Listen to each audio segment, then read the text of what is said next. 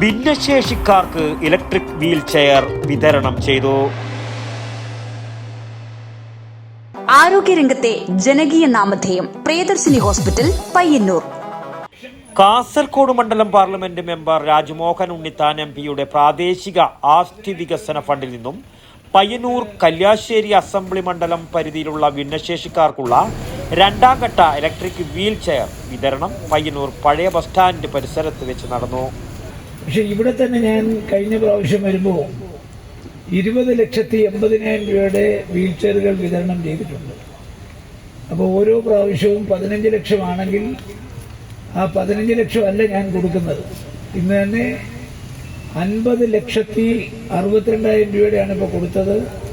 ഇപ്പോൾ ഇവിടെ കൊടുക്കാൻ പോകുന്നത് കൂട്ടിയാൽ ഏതാണ്ട് 11 ലക്ഷം രൂപയാണ് ഇവിടുത്തെ 10 ഇലക്ട്രോണിക് വീൽ ചെയർ.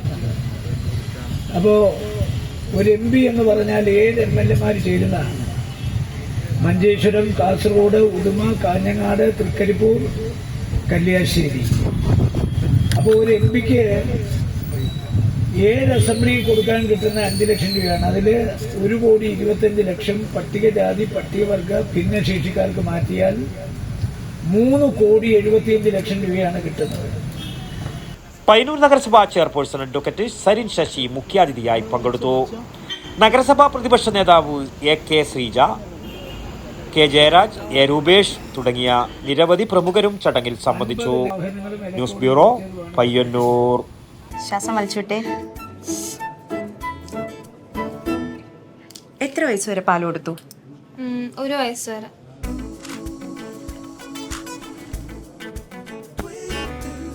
കണ്ടില്ലേ, ഇപ്പോഴത്തെ കുട്ടികളുടെ IQ ലെവൽ വളരെ ഹൈ ആണ്. അത് നിലനിർത്തണമെങ്കിൽ പ്രോട്ടീനും കാൽസ്യവും അടങ്ങിയ ശുദ്ധമായ പശുവിൻ പാൽ ദിവസവും കൊടുക്കും.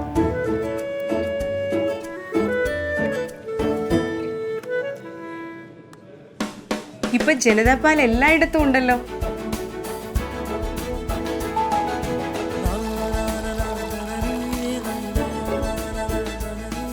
നിങ്ങൾ കഴിക്കണം. ജനതയുടെ പാലും നെയ്യും ഭക്ഷണത്തിന്റെ ഭാഗമാക്കണം.